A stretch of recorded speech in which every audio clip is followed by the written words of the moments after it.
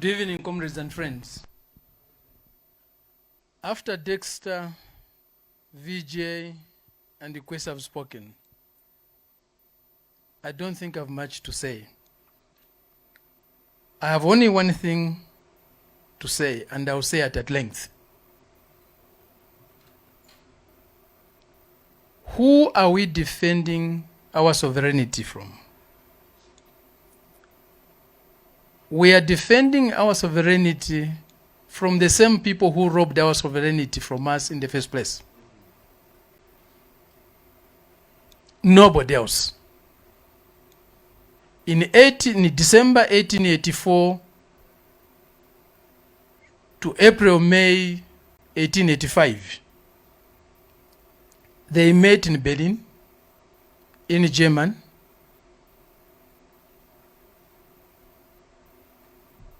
Representatives of the key European nations of the time, including representatives of the United States, which had just gained this independence in 1776,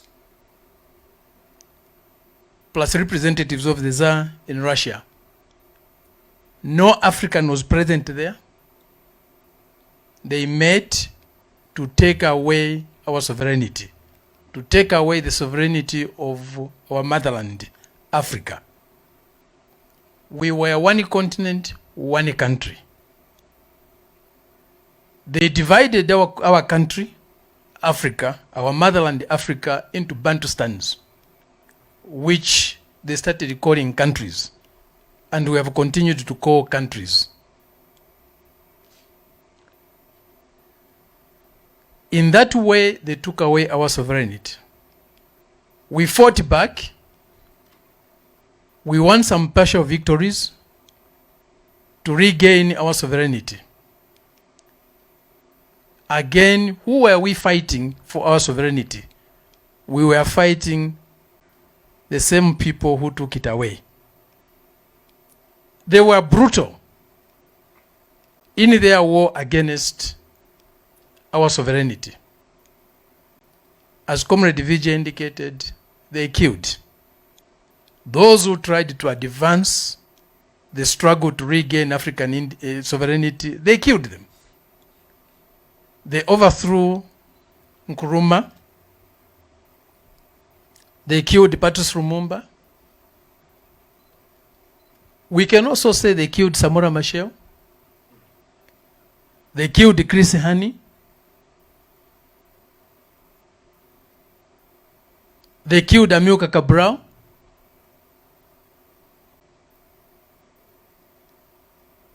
They killed Gaddafi. They killed Nasser.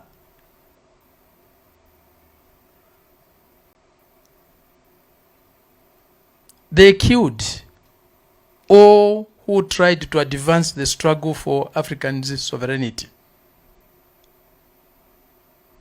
Today they are coming back. The same people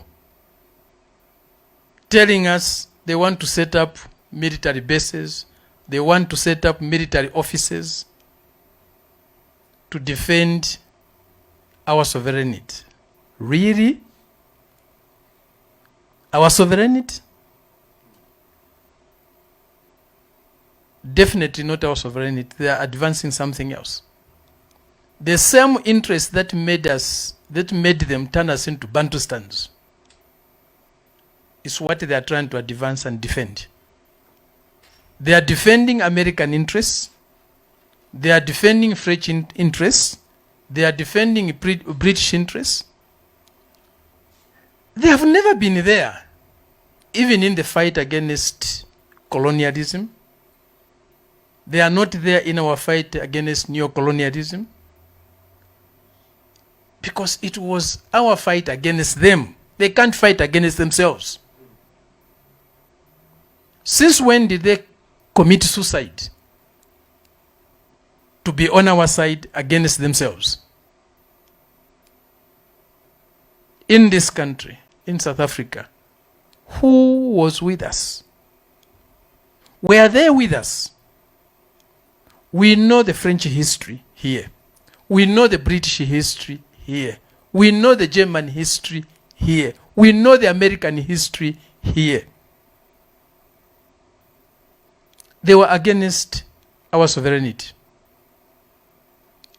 Even here, we had to fight with them before even the Berlin Conference to defend our sovereignty.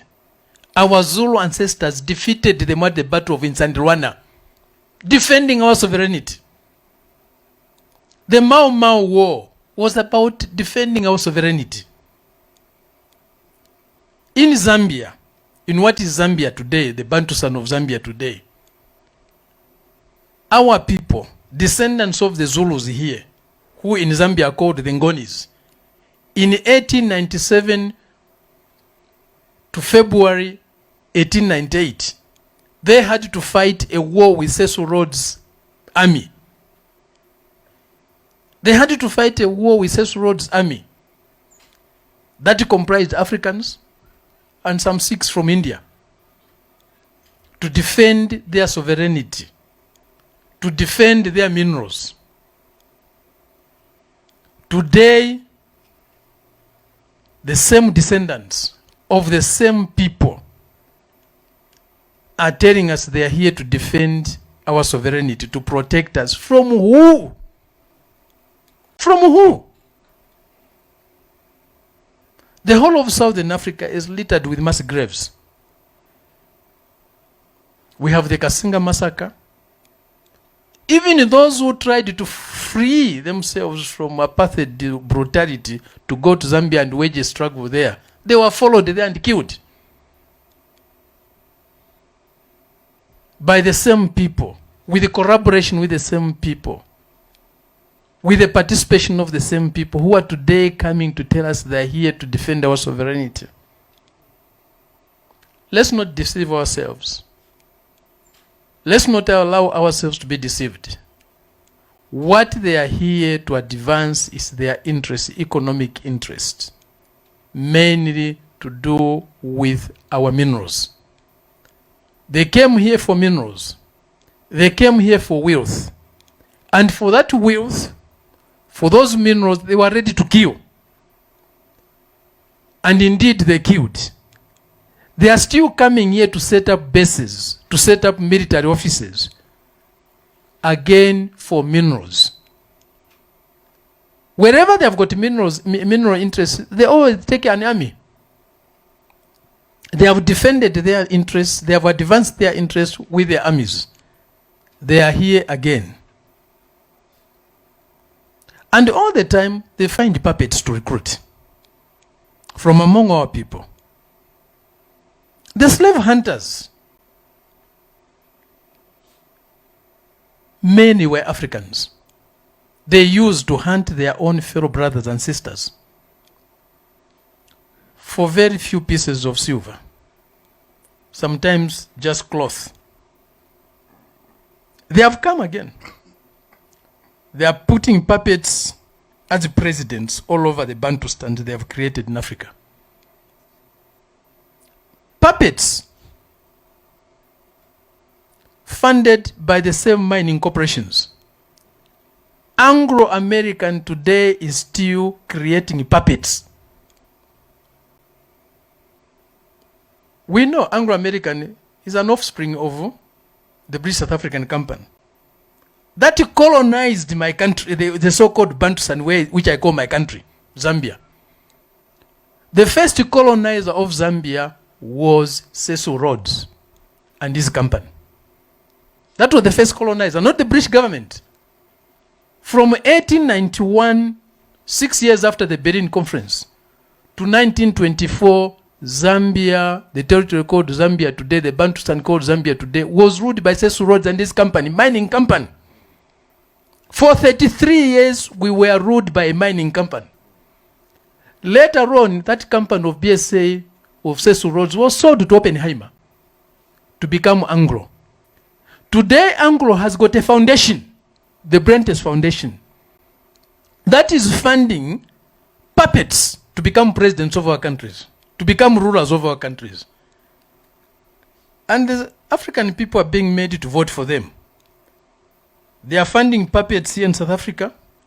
They are funding puppets in Zimbabwe, in Zambia, in Malawi, in Tanzania, in Uganda, in Kenya. And who is at the head of this Anglo-American Cooperation Foundation, the Brentes Foundation, with the chairperson? They have got another puppet, a former president of the great country, of the great Bantustan of Nigeria, Obasanjo. They are creating even foundations to establish new leaders. They want to pick them from a very early age. They take the best brains of our young people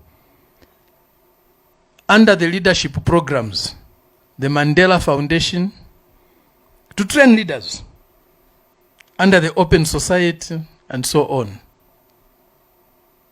Again, to advance their interests. But these are the same people who are coming to protect, to defend our sovereignty from who? From the Chinese? From the Russians? Is that possible? Are we threatened by the Chinese in terms of national sovereignty? Are we threatened by the Russians from in terms of national sovereignty? Who are they protecting us from? And they don't go where there are no minerals. Their focus is where there are strategic minerals. Today, their focus is on DRC, a country they have never given a peace, a Bantustan they have never given a peace. Since Leopold II set foot on that territory to take slaves, to take our ivory, to take our minerals, to take our timber, DRC has never known peace. Its sovereignty has been always and always threatened by the same people. The Belgians, the French, the Americans, and so on. Today, even the Israelis have joined. For what? Minerals. They don't care about the Congolese people. They are dying every day. With the arms the same people supply and manufacture. For how long? 500, 600 years. They have been doing the same thing to us. Are we going to let them continue to do so?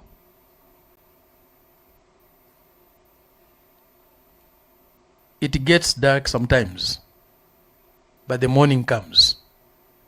Our morning must come. Wherever there is a crucifixion, there must be a resurrection. Our resurrection must come. When you go to sleep, there is time to rise. Our time to rise has come.